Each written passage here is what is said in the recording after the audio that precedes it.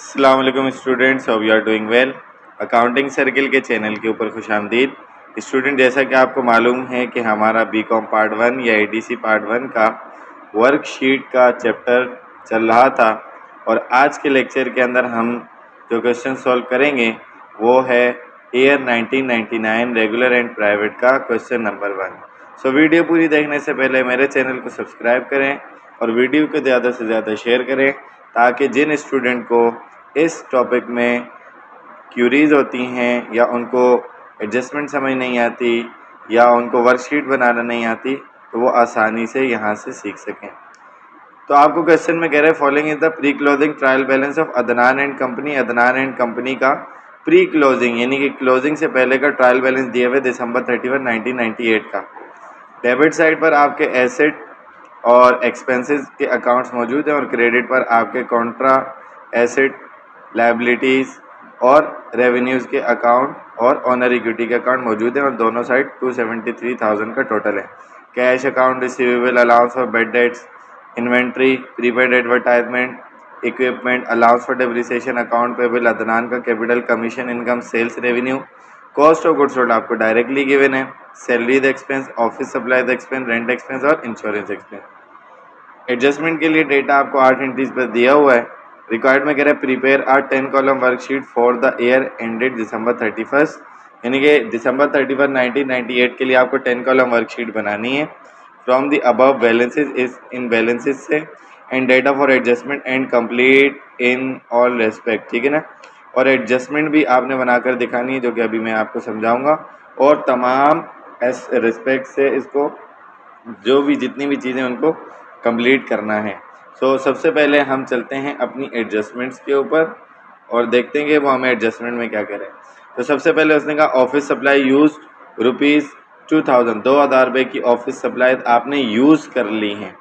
जबकि ऊपर आपको क्या कह रहा है ऑफिस सप्लाईज़ के हवाले से, ऑफिस सप्लाई एक्सपेंस आपने 5000 रिकॉर्ड किया था, यानी कि जब आपने ख़रीदी थी, परचेज़ की थी ऑफिस सप्लाई तो आपने ये एस्टिमेट किया था कि 5000 की एक्सपायर हो जाएंगी, जबकि साल के आखिर में कह रहे कि सिर्फ और सिर्फ 2000 यूज़ हुई हैं। तो इसका मतलब आप 5000 खर्च करना चाहते थे लेकिन 2000 यूज़ हुई हैं, तो डिफरेंस लेकर टाइटल से नहीं है यहाँ पर। और क्या कहते हैं कि जितनी आपकी बच गई हैं उसको रिकॉर्ड करेंगे या यूँ कह लें कि आपका एक्सपेंस उस हिसाब से कम हुआ है।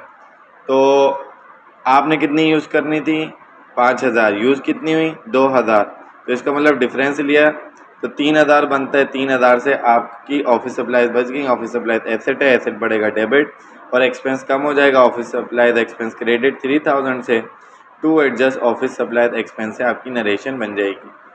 उसके बाद उसने कहा salaries expense for the year, इस साल आपकी सैलरीज एक्सपेंस की जो अमाउंट है वो 12000 है, जबकि ऊपर अगर आप देखें तो सैलरीज एक्सपेंस जो है वो 15000 है। इसका मतलब यहाँ भी आपका एक्सपेंस एक्चुअली कम हुआ, 3000 का पोर्शन डिफरेंस लेकर कम हो गया, एक्सपेंस कम होता है। क्रेडिट जो अनयूज्ड है यानी प्रीपेड सैलरीज हैं वो हो जाएंगी डेबिट 3000 से to adjust prepaid salaries.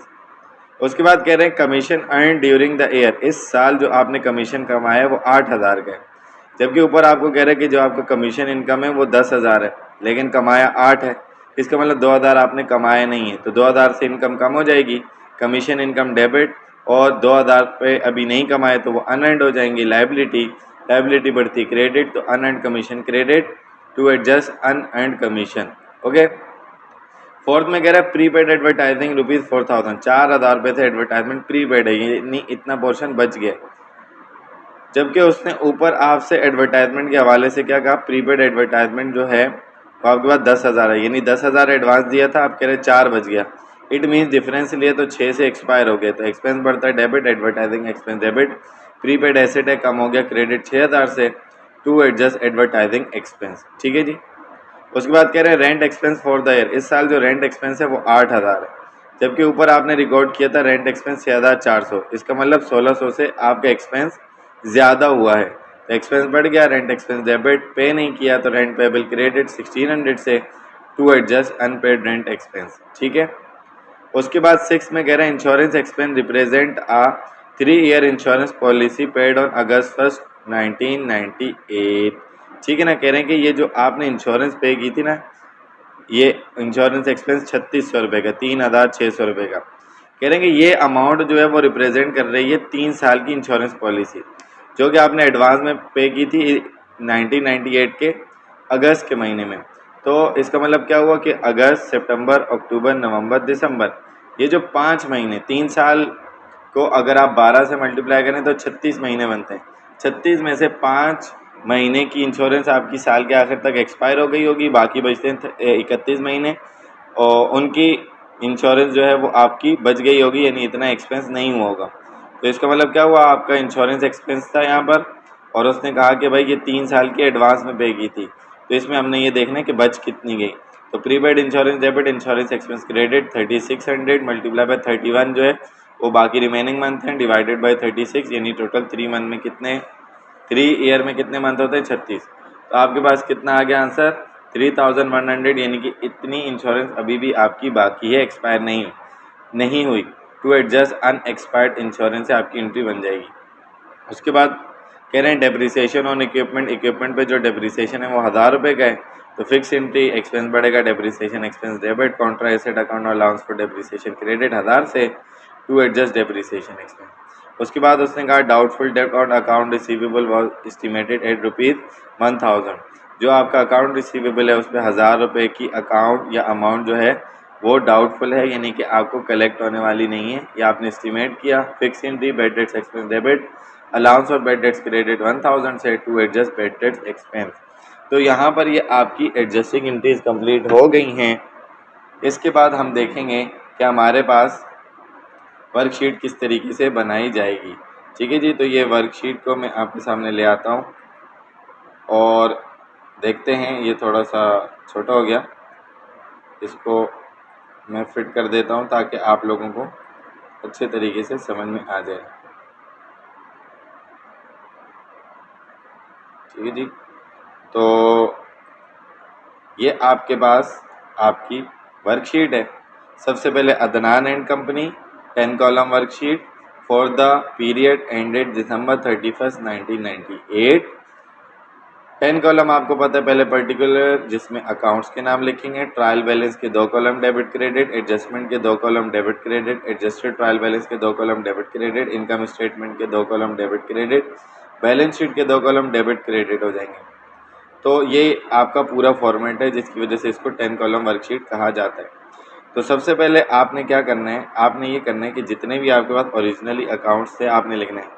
Cash account receivable, allowance for bad debt, inventory, prepaid advertising, equipment, allowance for depreciation, account payable, Adnan का capital, commission income, sales revenue, cost of goods sold, salaries expense, office supplies expense, rent expense और insurance expense. इनमें से जो debit थे उनको आपने debit लिखा और जो क्रेडिट थे उनको क्रेडिट लिखा, यानी कि जो ट्रायल बैलेंस आपके पास क्वेश्चन में वहाँ पर गिवन था ये आपने एज इट इज़ इसको कॉपी किया।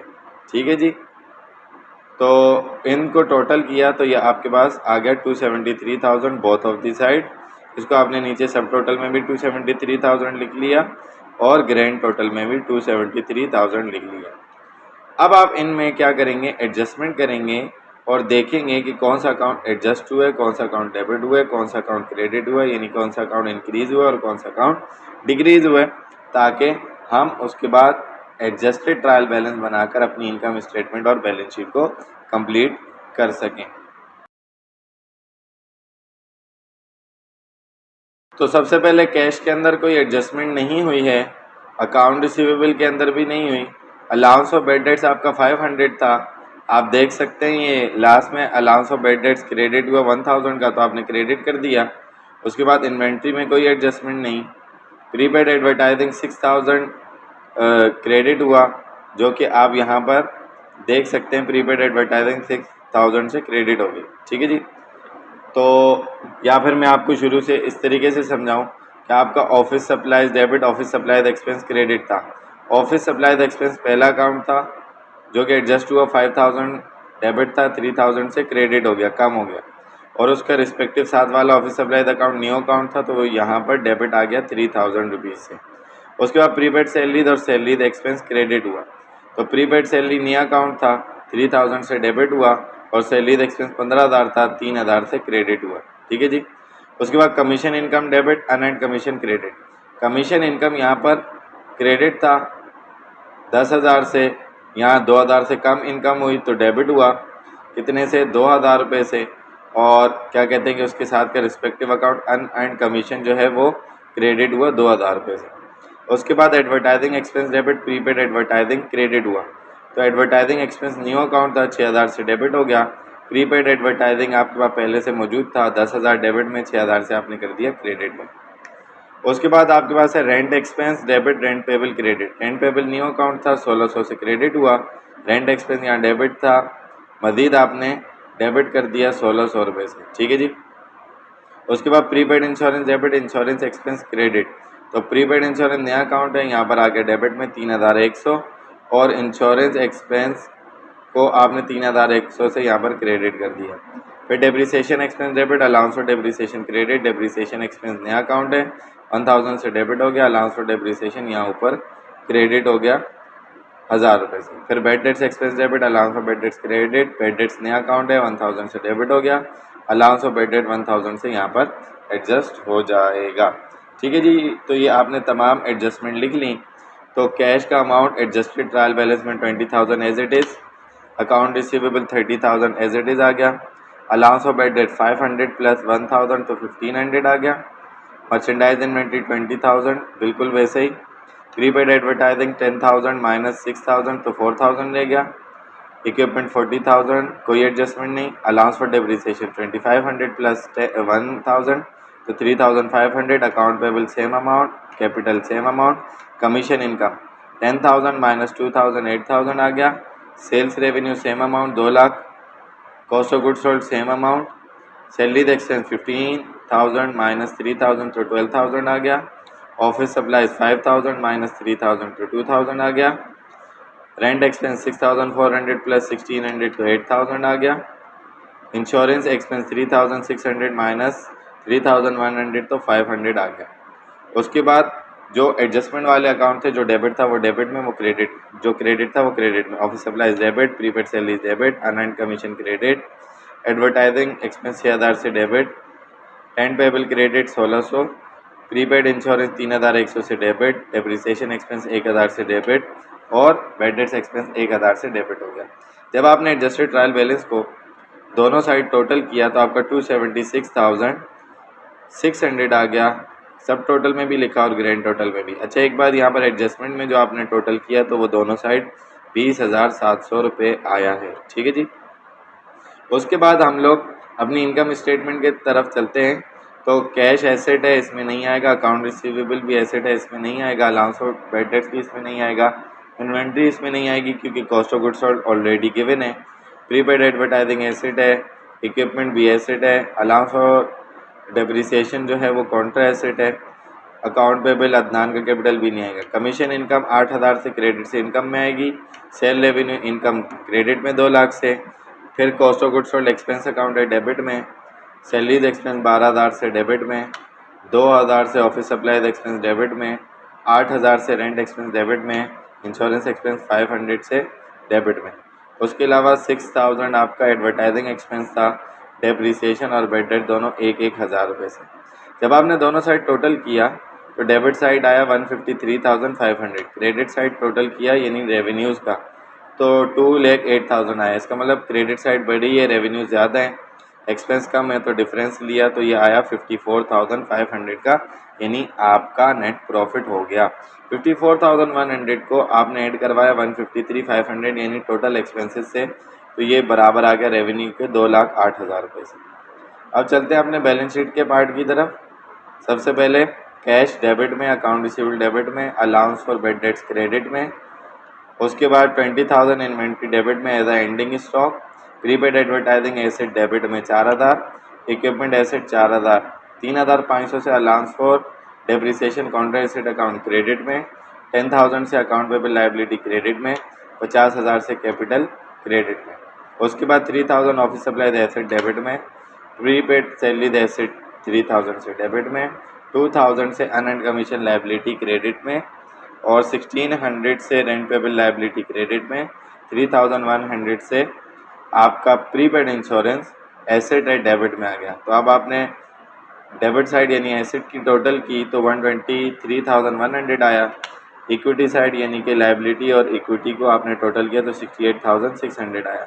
इसके अंदर आपने प्रॉफिट को ऐड किया तो इसने आपकी इक्विटी को बढ़ाकर एसेट के बराबर कर दिया।